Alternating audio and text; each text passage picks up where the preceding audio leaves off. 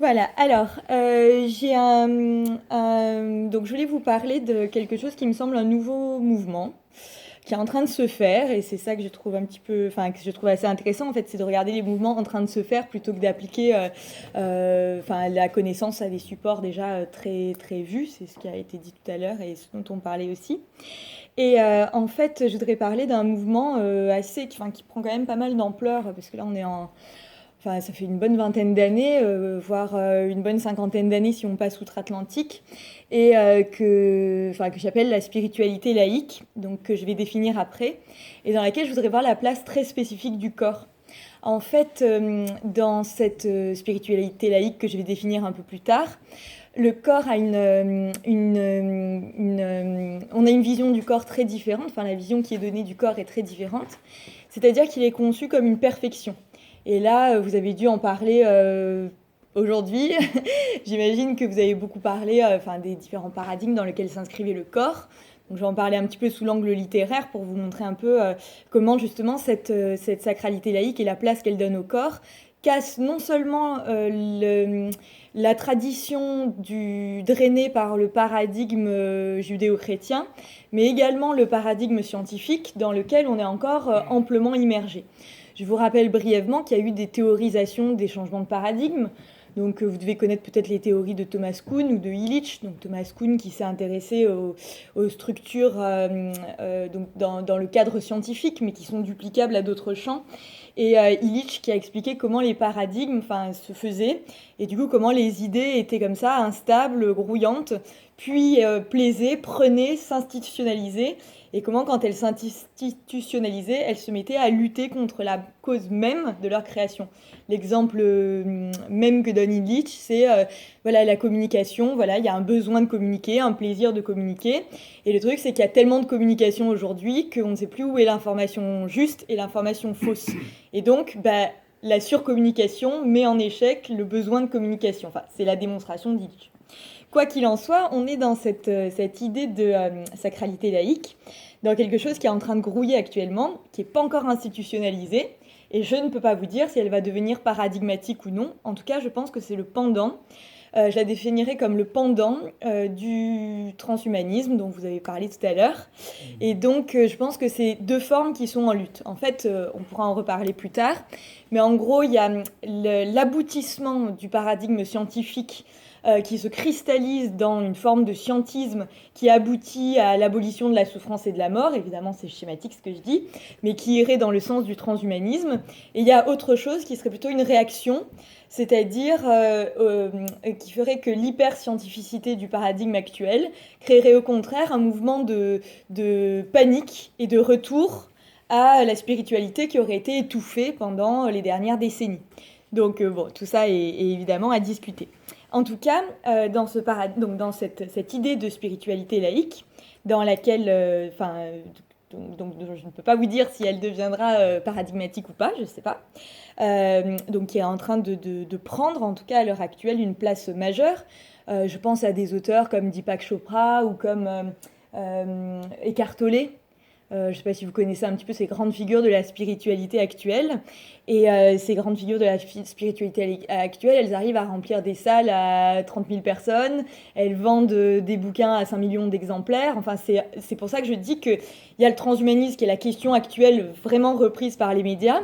Et à l'heure actuelle, il y a autre chose qui est beaucoup plus mis à distance par les médias et les institutions, surtout en France, parce qu'on est l'univers, la France des Lumières, avec l'esprit critique, et donc la sacralité a beaucoup de mal à être prise au sérieux dans notre paradigme actuel. Et donc, on donne beaucoup de place médiatique au transhumanisme et assez peu à la spiritualité laïque.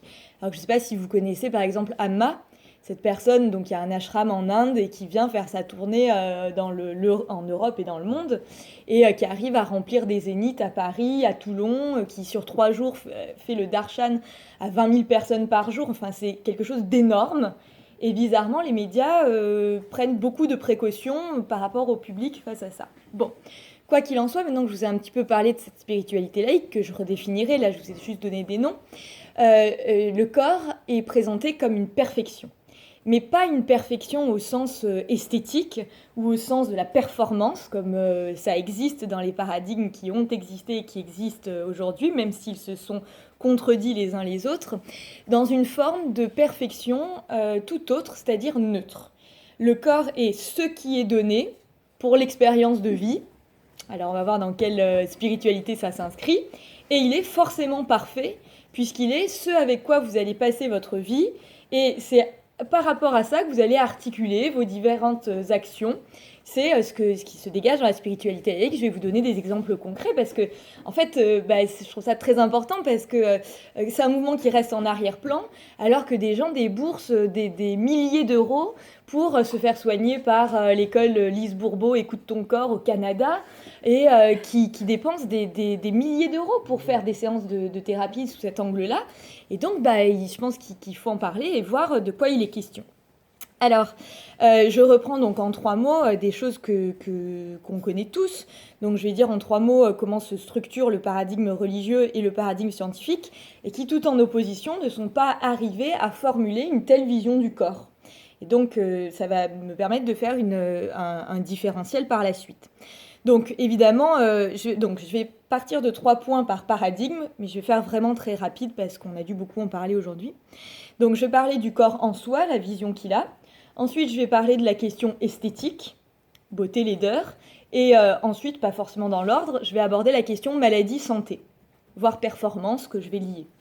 Dans le paradigme religieux, évidemment, vous le savez, le corps en soi, je ne vais pas vous refaire un laïus là-dessus, mais en gros, vous savez à quel point le corps est dénigré.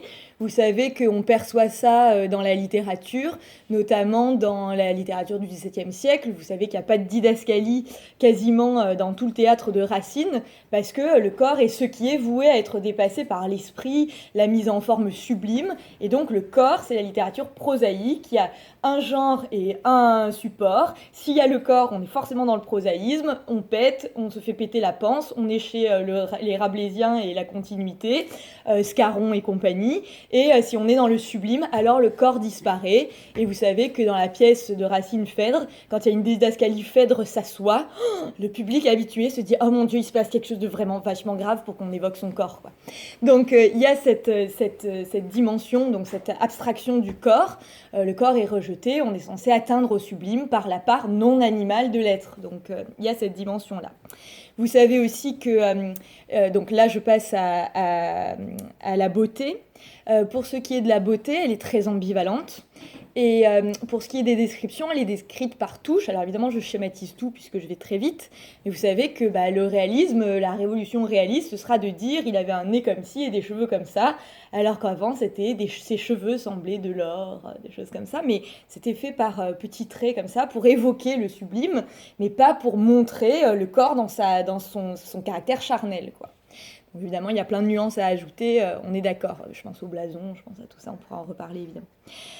Donc, il y a cette littérature-là. Et puis, si on prend un exemple archétypal, si on prend la chanson de Roland, la beauté est ambivalente, c'est-à-dire qu'elle peut être le propre de celui qui est valeureux et du côté du bien, donc le beau c'est le bien. Les protagonistes de la chanson de Roland, qui sont valeureux, sont puissants, etc., dans la tradition de Hector et Achille, tradition grecque, quoi. Et de l'autre côté, vous avez l'ennemi, dans la chanson de Roland, tout est confondu, hein, on appelle ça les Mahométans, mais on les appelle aussi les païens, puis on ne sait pas trop d'où ils viennent, d'une terre lointaine, dit Turoldus, si c'est lui qui a écrit ça. Donc on ne sait pas trop, mais en tout cas, il y a une première description monstrueuse, où on dit, voilà, cette armée, ils étaient horribles, ils avaient des soies sur le dos comme les porcs. Il y a un autre, en plus il leur donne des noms limite de démons, quoi. Donc il y en a un qui s'appelle Aelroth, et qui a grand demi-pied entre les deux yeux, pour reprendre la phrase originelle. Donc il a 15 cm entre les deux yeux. Donc il y en a un là, tu prends ton double décimètre, tu mesures, ça fait vraiment une tête de monstre. Donc voilà, les méchants sont monstrueux.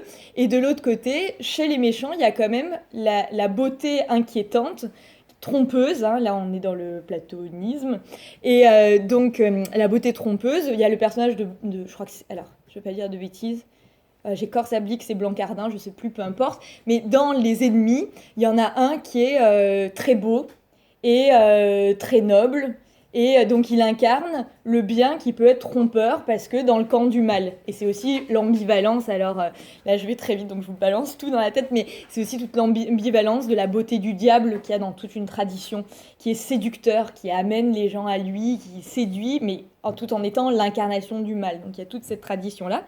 Donc la beauté ambivalente. Pour ce qui est de la performance, il s'agit donc, comme le corps, c'est le caractère charnel qui est la part animale de l'homme, il s'agit de le mettre au défi, donc défier les lois de la gravité.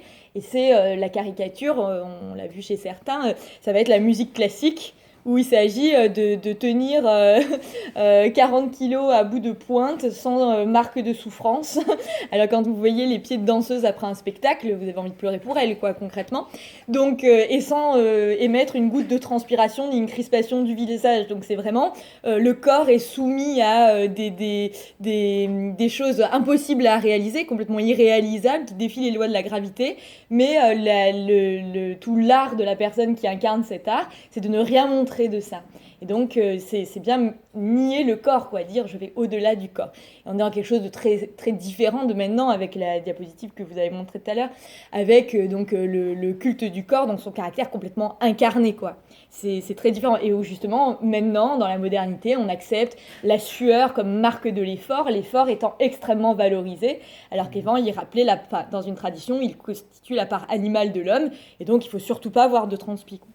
Alors, voilà pour donc vous voyez, j'ai fait quand même vite. Pour le paradigme religieux, je vais aller encore plus vite pour le paradigme dit scientifique, le paradigme actuel. Et je vous renverrai aux théories de Olivia Gazalet, donc qui est maître de conférence à Sciences Po Paris et qui a écrit récemment un livre d'ailleurs sur le féminin et le masculin. Et je fais référence à une de ses conférences où elle parlait du corps actuel comme le corps qu'elle appelle extime. Donc elle prend le contre-pied du corps intime. Et elle dit l'exhibition, comme ça, c'est que le corps doit être parfait pour être exhibé. Et elle prend l'exemple, donc elle a fait tout un travail sur, je ne sais pas si vous vous souvenez, le clip de Madonna, où elle pratique elle prend ses haltères et puis elle fait un espèce d'aérobic et tout. Et donc elle dit, voilà, ça c'est le self-made body. D'ailleurs, elle prend cette expression pour faire le symétrique de self-made man, c'est-à-dire on a une base de corps et on est censé pouvoir l'améliorer par le travail. Et en même temps, le bodybuilding, c'est bien la construction du corps, quoi. Donc c'est bien, en fait, l'idée à l'heure actuelle diffuse dans le paradigme, c'est qu'il nous est donné un corps, soit, mais c'est à nous d'en donner la meilleure image possible. On peut le travailler, on peut le chirurgicaliser, on peut le botoxer, on peut lui faire plein de misères vouées à lui donner une apparence meilleure. Voilà. Je sais plus, la dernière fois, je voyais sur un site, soyez la meilleure version de vous-même. Donc ça veut dire tu as une base et tu peux, voilà, donc ça veut dire qu'il y en a qui ont une bonne base, donc ils vont pouvoir être des super surhommes sur cette base, d'autres qui ont une base un peu pourrie, mais il est quand même de leur devoir d'en donner le meilleur. Et vous voyez toutes les émissions de relooking qu'il peut y avoir à l'heure actuelle, voire relooking extrême, où les nanas, je crois qu'il y a des gars aussi, mais se font refaire la tête sous les caméras avec Botox par-ci, je sais plus comment on appelle les autres trucs qu'on s'injecte, mais voilà, enfin qu'elles se font injecter d'ailleurs. Voilà, donc il y a cette idée du corps en soi qui est une base perfectible. Et pour ce qui est de la beauté, de la laideur, c'est pas la peine que je vous fasse le laïus sur la publicité Photoshop, la monstration du corps perpétuel, les YouTubers, etc. Coucou. Voilà. Et voilà. Mais j'en viens à un point qui me semble le plus intéressant dans le paradigme scientifique actuel, c'est la notion de la santé et de la maladie. Et vous savez que, en fait, alors là aussi je vous l'envoie, on pourra en rediscuter plus tard, mais maintenant on enseigne le grand pasteur avec sa découverte, son idée que les microbes viennent d'ailleurs, avec tout le champ lexical de la guerre, parce qu'à l'époque de Pasteur, on est dans le paradigme de guerre. On est entre la guerre de 70 et la guerre de 1914. Donc on est en pleine période où la soif de revanche est là. Et je ne sais pas si vous avez constaté, tout le vocabulaire de la maladie est imprégné de cette époque-là. on combat les virus, le microbe c'est l'ennemi, on veut détruire. Je sais pas si vous avez vu la pub pour la mycose là, enfin contre la mycose. Donc c'est une petite mycose qui soulève l'ongle du pied comme le capot d'une bagnole et c'est un petit monstre comme ça, bébé. Voilà, donc il y a toute cette démonologie de la maladie qu'on va combattre à l'aide de seringues, donc on est armé jusqu'aux dents, etc. Quand les cancers sont traités à la dure, on dit on passe aux armes lourdes. On parle de traitement lourd avec toutes les échelles de sens. Enfin, donc il y a tout ce vocabulaire-là. Bon, et je rappelle donc juste que en fait, c'est un choix épistémologique qui a été fait dans les années 1860. Je ne sais pas si vous savez que Pasteur était opposé à un homme qui s'appelait Antoine Béchamp, qui a été mis aux poubelles de l'histoire de la médecine, par certains, hein, mais en tout cas par la doxa, mais qui avait un gros débat avec les maladies viennent-elles de l'extérieur ou viennent-elles du terrain.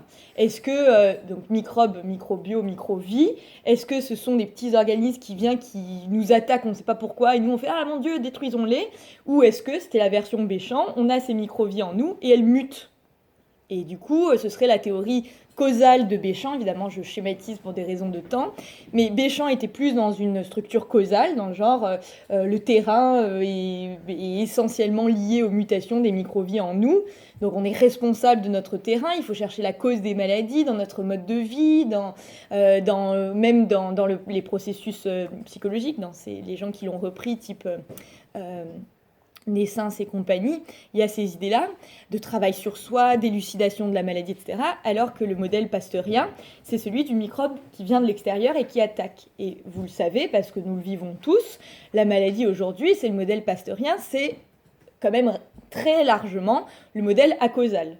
Vous avez une maladie, je veux dire la causalité, on se dit un coup de froid, ou j'ai trop parlé, ou je suis fatiguée, mais ça se limite à ça. Je veux dire, on n'en est pas à la peste des Grecs sur les rives de Troie, avec pourquoi il y a la peste, ah c'est parce que t'as pécho la fille du prêtre, du coup les dieux sont mécontents, on a ça aussi avec Thèbes. Quand Oedipe est roi de Thèbes et que la peste s'abat et que le devin vient et dit c'est parce que le meurtre de Laïos n'a pas été élucidé. Donc la maladie a une cause, je veux dire, c'est les dieux qui sont pas contents. Bon, et là maintenant, comme le paradigme scientifique s'est inscrit a pris le contre-pied du paradigme religieux, on a aboli les croyances, puisque les croyances liées à la maladie, c'était lié au divin, et c'était du coup, t'as fait quelque chose de pas bien, du coup, honte à toi, t'es un peu malade, quoi.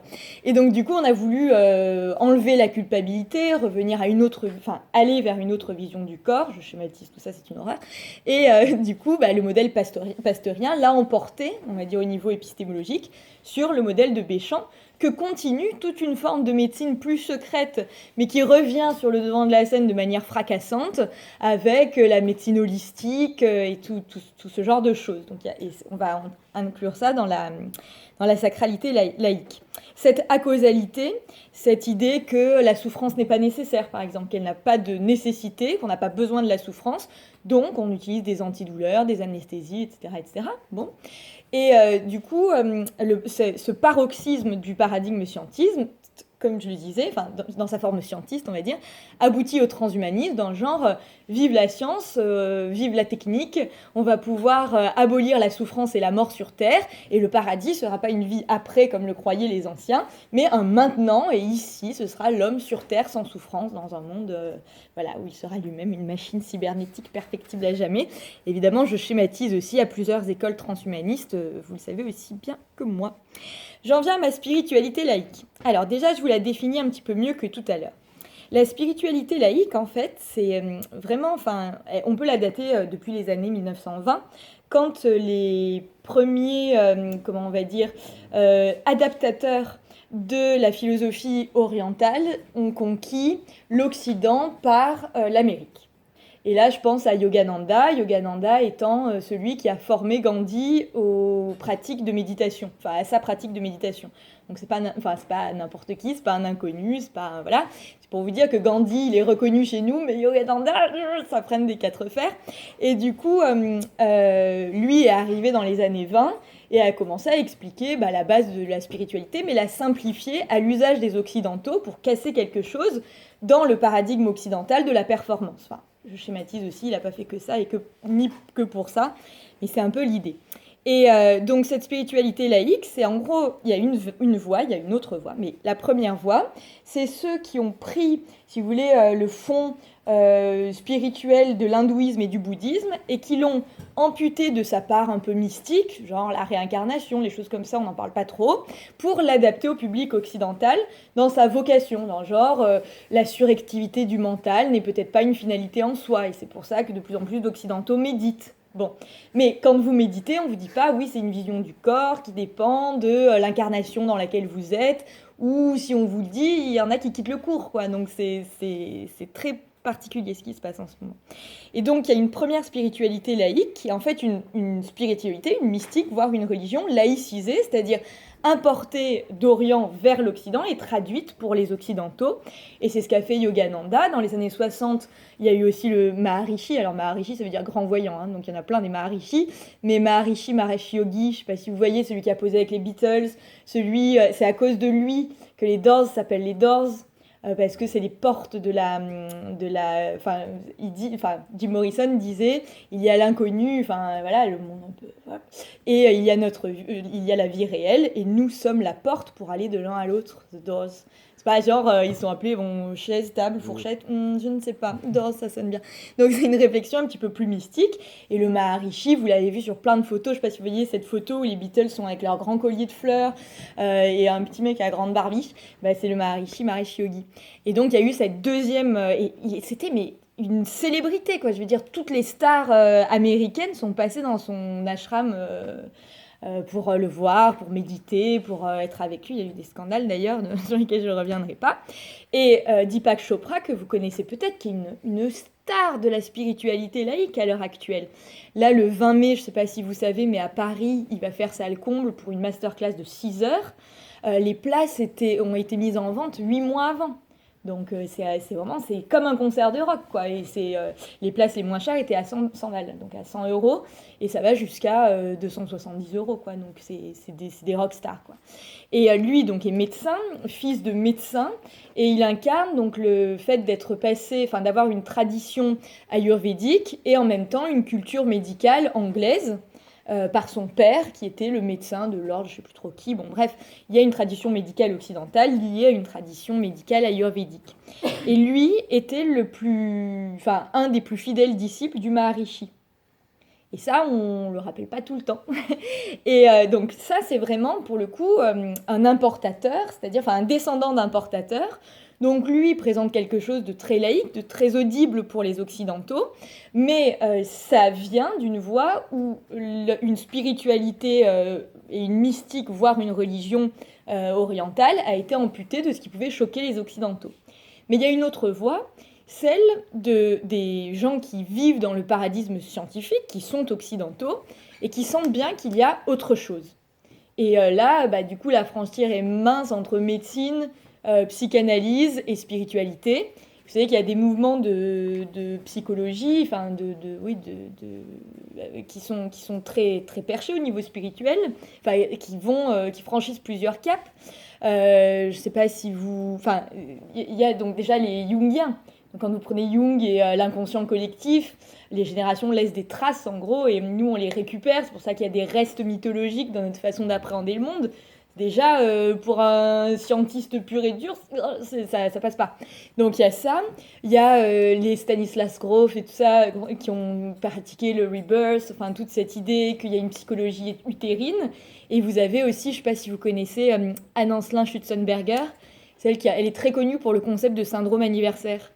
C'est elle qui a remarqué chez ses patients des trucs incroyables dans le genre, donc je vous le dis en 2 mots, mais c'est son exemple paradigmatique.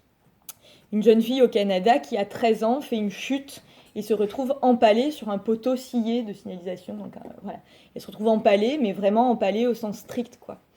Et miraculeusement, aucun des organes vitaux n'est touché, et tout ce que ça lui a fait, c'est que ça lui a déchiré l'hymen. Donc vous voyez la symbolique qu'il y a derrière.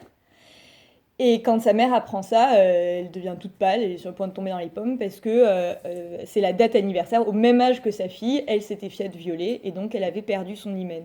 Donc, si vous voulez, la fille a reproduit inconsciemment l'acte de viol dans son corps à l'âge que sa mère avait. Alors ça peut sembler des interprétations loufoques. Après, c'est quand même une école de psychanalyse, il y a des bouquins dessus. Il faut lire les 4 bouquins avant de dire bon, moi je crois pas. Ce serait scientiste. D'accord. Donc c'est aussi parce qu'on respire ce paradigme, donc il ne faut pas que ce paradigme nous ferme non plus, quoi. Donc voilà, donc ces gens-là, donc vous connaissez peut-être aussi les traitements par psychodrame, c'est-à-dire qu'en fait le patient se met en situation archétypale non résolue. Par exemple, une jeune femme qui a perdu son père quand elle était toute petite et qui n'a jamais pu lui dire au revoir, et elle va prendre des personnes qu'elle ne connaît pas et dire bah, toi tu incarneras dans cette scène mon père, ma mère, etc. Et donc c'est des gens qui ne se connaissent pas. Et les gens bizarrement se mettent à prendre l'accent du père qu'ils ne connaissent pas, à prendre les attitudes de la mère qu'ils ne connaissent pas. Et donc ça c'est des gens qui ont une pratique médicale et qui ne font que constater ce qu'ils voient passer en séance, quoi. Donc ça les rend, nous on pourrait dire mystiques, etc. Mais c'est de la spiritualité laïque au sens où c'est juste, je constate qu'il y a autre chose qu'un paquet de neurones et de matière. Voilà, je ne sais pas ce que c'est. Anne-Anselin Schutzenberger dit, ce syndrome anniversaire, ce n'est qu'un constat. Voilà, l'expliquer, je ne sais pas, il faudrait aller dans la mystique et je n'y vais pas. Donc il y a bien une perspective qui n'est pas voilà, c'est juste un constat. Raymond Moody aussi. C'est un médecin, un docteur en psychologie, qui a vu passer beaucoup de patients qui racontaient donc, ces expériences de mort imminente, Near Death Experience en anglais, NDE. Et du coup, le premier qui a raconté qu'il voyait un tunnel, qu'il voyait ses ancêtres, etc., il a dit OK. La deuxième fois, il a dit tiens. Et puis la 100e fois, comme au bout d'un moment, il disait tiens, je peux te prendre ton patient parce qu'il a vécu ça, ça fait le 100e que je vois, je peux peut-être lui apporter des pistes, faire des groupes de parole. Il s'est dit je vais mener une étude dessus. Il a recoupé les témoignages et c'est de là que vous avez l'histoire des étapes de la mort. Je ne sais pas si vous avez lu les Thanatonautes de Weber. Ça reprend ces étapes-là, donc le tunnel, les ancêtres, etc., etc. Et donc lui, pareil, c'est constatif. Alors pendant lui, c'est les années 80. Donc c'était hyper mal vu, et donc c'est ces gens qui se sont retrouvés avec des patients à constater qu'il y avait des choses qui se recoupaient, à dire mais moi je suis pas un mystique, je veux pas faire de la spiritualité, mais juste en écrivant ça, ils ont été vachement, pas mis au banc, mais vachement discutés par la communauté, leur recherche était très discutée par la communauté scientifique, et maintenant pareil, la dernière fois il est venu en France pour un colloque sur la conscience et l'invisible à la Mutualité. À la Mutualité, c'est facile, il y a 1789 places parce que c'est en référence à l'univers révolutionnaire. Et il y avait 1789 personnes qui avaient pris leur place 6 mois à l'avance aussi. Donc ce sont des rockstars maintenant, ces gens-là. Bon. Donc il y a 2 voies dans cette spiritualité laïque. Les importateurs d'Orient qui amputent le fond de religiosité ou de mystique pour donner un espèce de message, un message laïcisé d'une certaine forme de vision du monde, et il y a les autres qui sont des gens comme vous et moi, mais qui par leur pratique ont constaté d'autres choses qui les ont perturbés et qui les signalent et qui leur font dire qu'on n'est pas juste un assemblage de neurones. Vous pouvez aller aussi vers les recherches du docteur Jean-Jacques Charbonnier. Alors maintenant, peut-être certains l'adorent, mais c'est une machine à pognon son truc, donc ça a des aspects un petit peu gerbants, mais en tout cas, sa transcommunication, transcommunication neuronale. Il y a la première thèse médicale faite dessus, date d'il y a 1 an. Donc c'est des choses très récentes, donc pareil, on n'a pas de recul critique. Moi, on fait dans la pop culture, donc je vous raconte ce qui se passe comme gros mouvement qui arrive à soulever des masses. Bon. Voilà, et donc je tiens à signaler que cette spiritualité laïque, on n'a pas attendu ni Yogananda ni Anne-Anselin Schutzenberger pour la découvrir. La spiritualité laïque, c'est ce que décrivent les poètes dans leurs poèmes. Lamartine, quand il décrit son processus ascensionnel dans ses méditations, qui dit « Oui, mon âme se plaît à secouer ses chaînes » et qui se retrouve dans l'univers infini du champ des possibles où le temps s'arrête, devient infini, etc. C'est une expérience mystique. Lui, il dit pas c'est la métempsychose, ou il met pas des termes religieux dessus, donc c'est de la spiritualité laïque. Il fait l'expérience d'autre chose sans mettre une religion derrière. Alors lui, il dit Dieu et âme, donc on est quand même... ça marche qu'à moitié, ce que je lui dis, mais l'autre exemple que j'avais, c'est quand Baudelaire dit la nature... D'accord. Voilà, quand... Ouais, bon. Ok, donc quand Baudelaire dit « La nature est un temple où de vivants piliers laissent parfois de confuses paroles et sortir de confuses paroles. » Bah, là aussi, la nature, donc ces arbres, sont aussi les piliers d'un temple parce que la nature a une sacralité. Donc tout n'est pas que matière. Et les poètes, sans être religieux, sans entrer dans la question de la religion, font ces expériences mystiques. Bon, la sacralité laïque y revient. Donc je termine avec ma question du corps dans ce grouillement-là de spiritualité laïque. Donc, qu'est-ce que le corps dans cette spiritualité laïque ? Bah, le corps est présenté comme un au-delà du jugement. Et ça change tout. C'est-à-dire que le corps n'est pas une fin, c'est-à-dire quelque chose qui est beau ou laid en soi, ou qui peut être perfectible, quelque chose qui est donné à la vue et au regard. C'est quelque chose de neutre et sujet à l'interprétation... comment on dit sujet à une lecture sémiotique, c'est-à-dire c'est un éventail de sens qui cherche à communiquer avec la personne qui est dans ce corps. Et les maladies, dès lors, n'ont pas un sens négatif, mais au contraire un sens d'indice vers l'élucidation de soi. Ce qui implique une certaine part de mystique. Ça voudrait dire qu'il y a nous et notre corps, et que dans cette expérience de nous et notre corps chercherait à dire quelque chose à la personne plus profonde que nous sommes. L'exemple, si vous voulez, paradigmatique, c'est que, je sais pas, c'est la personne qui fait des études et qui veut son diplôme, et elle veut son diplôme à tout prix, et elle ne sait pas pourquoi, chaque fois qu'elle présente son examen, elle tombe gravement malade, ou elle a un accident de voiture, et elle n'arrive jamais à passer ce concours. Bah, a priori, dans cette interprétation, le corps lui empêche de faire quelque chose pour lui dire « tu n'es pas sur la bonne voie ». Traduction hors spiritualité laïque, c'est juste quelqu'un qui a eu un accident, ou juste quelqu'un qui est tombé malade. Dans cette spiritualité laïque, le corps est en train de dire « écoute-moi, tu n'es pas sur la bonne voie ». Mais alors, qu'est-ce que la bonne voie ? Et la spiritualité laïque peut-elle rester laïque ? Et c'est toute la question. Et là, ce que je tiens à dire, c'est que la spiritualité laïque implique quand même certains principes que l'on peut dénigrer. La spiritualité laïque s'arrête avant de dire c'est la métempsychose, ou c'est la réincarnation, ou c'est Dieu, ou c'est le paradis. Elle ne donne pas d'imagerie. Mais elle est spiritualité quand même, et il y a quand même 3 piliers dedans. C'est le premier, la sensation d'être dépassé, de quelque chose au-delà de nous. Et en plus de ça, et c'est là qu'on est peut-être dans plus que de la spiritualité laïque, dans une idée d'ordre derrière le monde, une espèce de néo-leibnicisme, c'est-à-dire, en fait, si on laissait faire les choses, il y aurait un ordre parfait entre les êtres, c'est-à-dire que si chacun était fidèle à la nature qu'il porte en lui, et sur laquelle le corps interface lui donne sans cesse des signaux, eh ben, il y aurait une certaine forme d'harmonie. En gros, le corps serait un espèce de chaman, dans l'idée que le chaman est un réharmonisateur des forces. Vous savez que les gens qui vont consulter un chaman, c'est pas pour aller bien, c'est pas pour si, c'est pour... Parce que s'ils vont mal, c'est qu'ils sont censés être en décalage avec l'harmonie universelle. Donc il y a cet arrière-plan dans la spiritualité dite laïque. Et le troisième pilier, c'est quand même peut-être celui qui porte le plus à réflexion, l'idée que la vie est un passage. Et donc que notre corps sur Terre n'est que passager. C'est-à-dire qu'il serait en tension vers autre chose. En gros, naître, donc là je reviens sur naître beau ou laid, là on a vu les maladies, mais sur ce qui est de la beauté ou de la laideur, ce serait parce que votre intériorité a quelque chose dans le temps imparti de la vie terrestre à découvrir par rapport à